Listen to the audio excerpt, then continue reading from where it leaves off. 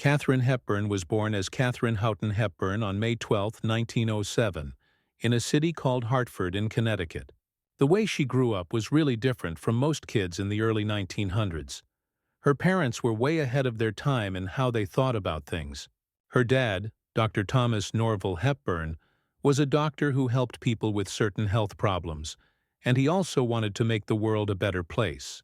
Her mom, Catherine Martha Houghton Hepburn, was a really important woman who fought for women's rights to vote and be treated equally. When Catherine was young, her parents told her to think for herself, ask questions when adults told her what to do, and not just follow rules blindly. Growing up with these ideas about learning, speaking your mind, and everyone being equal made Catherine brave and strong. These qualities would later make her famous and special.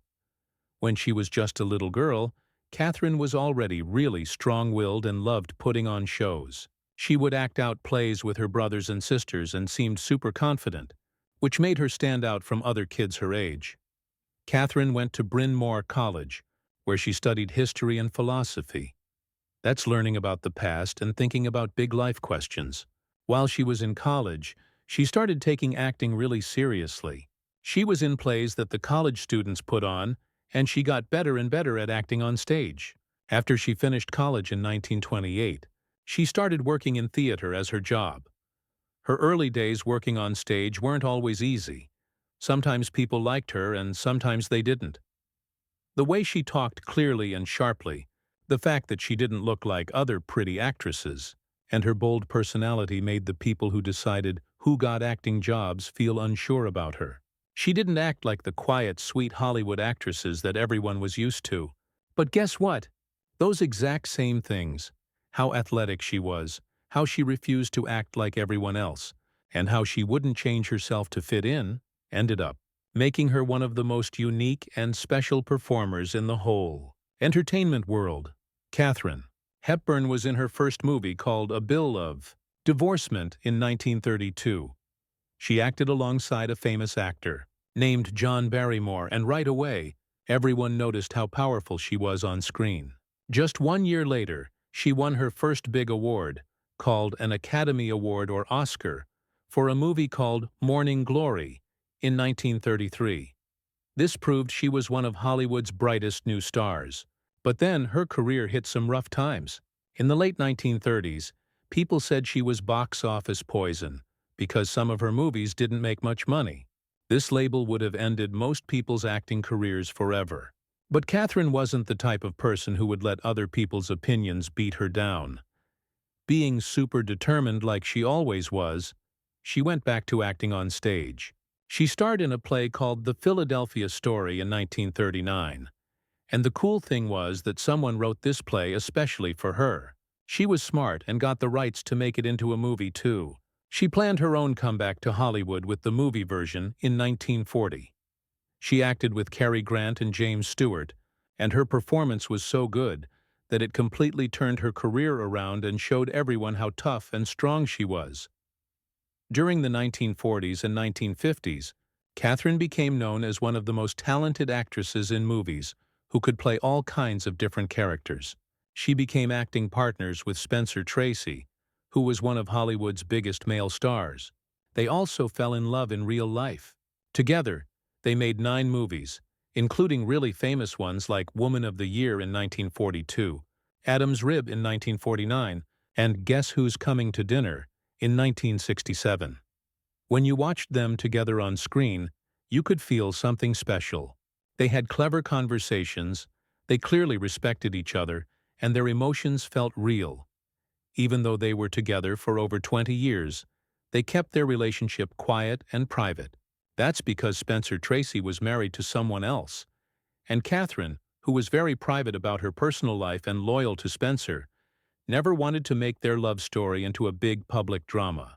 She once said something that became really famous. "I loved Spencer Tracy. He and I were together for 27 years, the happiest years of my life." As Katharine kept making movies, she became known for more than just her unique voice and how smart she was. She also became famous for playing strong women who didn't need anyone to take care of them.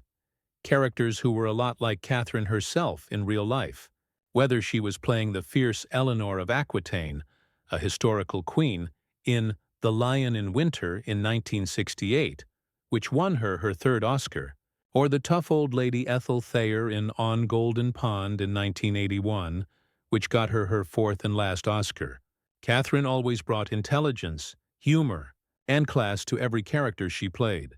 She became a symbol of honesty and doing the right thing in Hollywood. She was an actress who wouldn't let movie studio bosses control her or be limited by what people expected women to be in her industry. When she wasn't working, Katharine was famous for keeping to herself and being a little odd in a good way. She avoided Hollywood parties and being around lots of famous people. Instead, she liked being alone, sailing boats, playing tennis, and taking long walks in nature. She wore pants way before it was considered okay for women to dress that way, and she always said exactly what she thought without holding back. Her fierce independence made her a hero to many, many women over the years. These women saw in Katharine a symbol of being powerful, taking care of yourself, and being real. Even though she was super famous, she stayed down to earth and surprisingly honest. She often said she didn't like the whole idea of being a big star. She once said, "I never realized until lately that women were supposed to be the inferior sex." This quote showed both her sense of humor and her belief that women and men should be equal. Katharine Hepburn got married to Ludlow Ogden Smith in 1928. This was when she was still a young woman, trying to figure out her life and her new career. Ludlow, who people called Luddy for short, came from a rich family in Philadelphia. He was known for being polite, smart, and really loving Katharine. They got married when Katharine was still going to Bryn Mawr College and just starting to dream about being an actress on stage. This was pretty unusual for women from her kind of wealthy family background back then. Even though they cared about each other, their marriage had problems because they were very different people who wanted different things in life. Katharine was fiercely independent, meaning she really valued her freedom. She was ambitious, which means she had big dreams and wanted to achieve great things. She was determined to make a place for herself in a world that usually expected women to just stay home and take care of their families. Ludlow, even though he supported her, liked a quieter, more traditional life. As Katharine's passion for acting started to take over her whole life, the differences between them got bigger and bigger. From what people say, they were sweet with each other, but in the end, they just weren't right for each other. Katharine's career took her to New York City, where she started acting in theater, and later she went to Hollywood to make movies. Meanwhile, Luddy's life stayed centered around fancy social events on the East Coast. Katharine often talked about how she felt restless and needed to be free. These were feelings that just didn't fit with being married back in those days. She wanted adventure, exciting challenges, and to grow as a person. Luddy wanted a stable, calm life, someone to keep him company, and a home life they could share. This big, basic difference between what they wanted quietly ended their marriage. Still, Katharine respected Ludlow a lot, and was grateful for how kind and patient he was with her during the years they were together. She even convinced him to legally change his name to S. Ogden Ludlow. She did this because she thought her growing fame as Katharine Hepburn might confuse people or embarrass him. This was a rare moment of being sensitive and thoughtful from someone who was usually described as stubborn and always doing what she wanted. They got divorced in 1934, after being married for 6 years. But here's the interesting part. Their divorce was friendly and they stayed close friends for the rest of their lives. This shows they really did care about each other and respect each other, which is pretty amazing. Katharine never got married again. In interviews she did later in life, she often thought back and said she was too independent for marriage. She admitted that she hadn't been a good wife, because she put her work and her personal freedom before being a housewife. But she never said anything mean about Luddy. She once said he was one of the nicest men she had ever known, and that he had been very understanding with her during a time when she was still figuring out who she was supposed to be. In a lot of ways, Luddy was part of Katharine's young adult life, a chapter full of big dreams, romantic feelings, and trying out new things. This period would eventually lead to the fierce independence that everyone knew her for later. Their relationship also showed a softer, more human side of Katharine that often got hidden by her famously strong-willed image. Luddy's calm, gentle personality was so different from her restless spirit. And even though they went their separate ways, his influence stayed with her quietly throughout her whole life. Some people who write about famous people's lives have said that Katharine's later avoidance of getting married and having a traditional home life came partly from her experience with Luddy. They think she learned through that early relationship that marriage wasn't the right place for her to do her best work as an artist and as her own person. Instead, she put all her energy into her acting, learning and thinking about big ideas, and her later unusual long-term relationship with Spencer Tracy, which wasn't a traditional marriage. In the end, the marriage between Katharine Hepburn and Ludlow Ogden Smith was a touching example of two good people whose lives went in different directions. It wasn't a failure in terms of their feelings for each other. Instead, it was like an evolution, a growth, a necessary step in Katharine's journey toward discovering herself and becoming independent.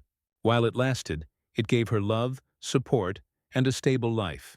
And when it ended, she wasn't bitter or angry. She only felt grateful.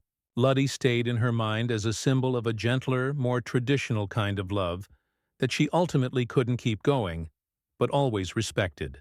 Their story, which was quiet, dignified, and never involved any scandals, showed how gracefully both of them accepted life's changes. This was a rare kind of maturity that highlighted Katharine Hepburn's lifelong strength and doing what's right. For many, many years, Katharine Hepburn was known as one of the most fiercely independent, outspoken, and classy women in Hollywood. She was a woman who rarely talked about her personal feelings about anyone, especially the actors she worked with. But when it came to Humphrey Bogart, the legendary actor who she worked with in the movie The African Queen, in 1951, Katharine's later thoughts showed a surprising mix of admiration, really looking up to someone, affection, caring about someone, and honest truthfulness. When she finally started talking about Bogart, her words pulled back the professional mask that had covered her for so long. They showed a rare peek into the respect and warmth she felt for the man behind the famous image. "Bogey was a real man," Katharine once said in her direct New England way of talking. "There was nothing fake about him. What you saw on the movie screen, that strength, that toughness, that quiet sense of humor, was exactly who he was." Katharine was never someone who exaggerated or got too emotional and mushy, and her compliments were always careful and measured. But those words meant a lot. During the filming of The African Queen, she saw with her own eyes how professionally he worked and how tough and calm he stayed no matter what, which made Bogart one of the most admired people in the movie business. They shot the movie in really brutal, difficult conditions in the Congo and Uganda in Africa. This tested every single person working on the movie to their absolute limits. Yet Katharine remembered Bogart as steady as a rock the whole time. He never complained, even when the heat, the bugs, and sickness wore everyone else down.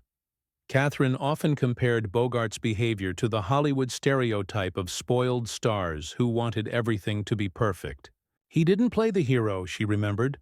He was one. Bogart's humility, not bragging or showing off, and how hard he worked impressed her deeply. He had no interest in being fake, and he didn't want to dominate everyone or try to be better than anyone else. "Bogey knew his craft, but he never talked about it," she said. "He just did it." That was his way. Quiet, efficient, and honest. Their working relationship became one where they both respected each other. And even though their personalities were totally different, her fancy New England manners against his cynical, negative, and sarcastic, tough guy charm, they balanced each other beautifully on screen. Katharine later admitted that she learned from him the art of understatement, which means not overdoing things. "He showed me that you don't have to act every single moment. Sometimes the power is in what you don't say." Behind the scenes, Katharine grew to appreciate how loyal Bogart was to his wife, Lauren Bacall, whom he affectionately called Baby. "Bogey loved Bacall with a kind of devotion that was rare in our business," Katharine thought back. "He carried himself like a man who knew exactly who he was and who he loved." This impressed Katharine deeply because she herself had a long and complicated relationship with Spencer Tracy, who was also a married man.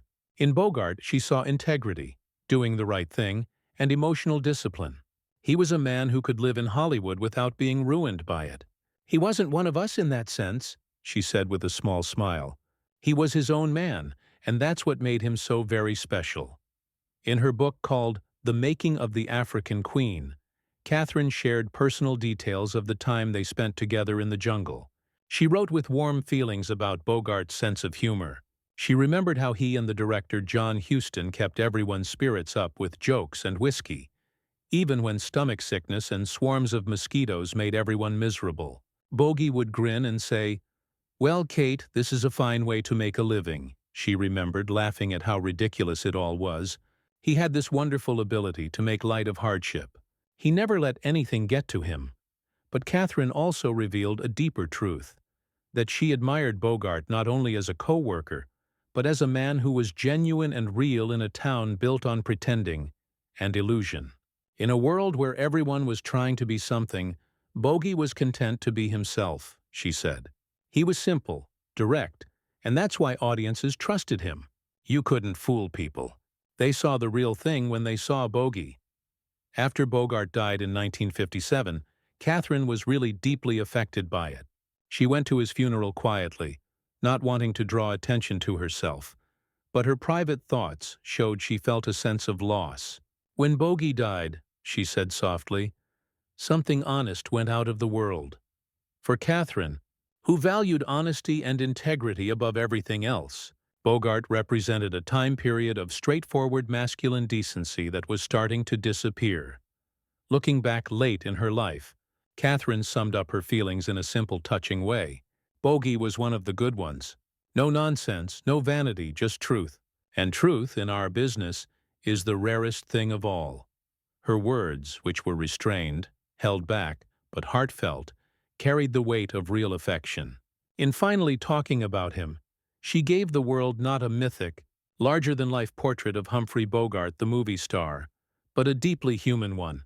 A man who, in her eyes, was every bit as noble, tough, and real as the characters he played on screen.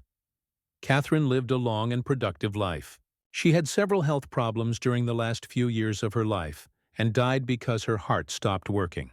She was 96 years old when she died in 2003. Her body was buried at Cedar Hill Cemetery in Hartford.